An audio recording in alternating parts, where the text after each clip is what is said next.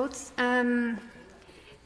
It's a pleasure to rise to support government amendments because there are cases of child abuse and neglect that can't be adequately punished under the current maximum sentences. And it's quite rare for me ever to urge more punishment. I always try to focus on rehabilitation, deterrence, and restitution.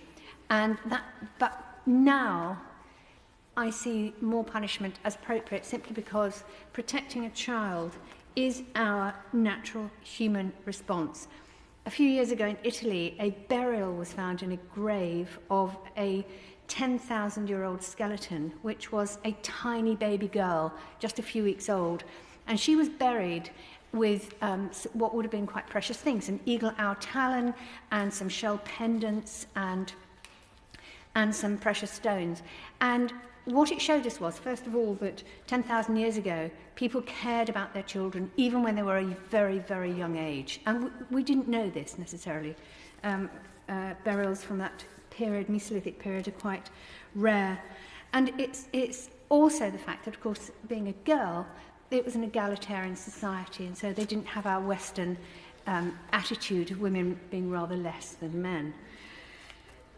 But there's no deterrent effect required from criminal law, because if the only thing that's stopping somebody from hurting a child is that it's illegal, then there's something deeply wrong with that person.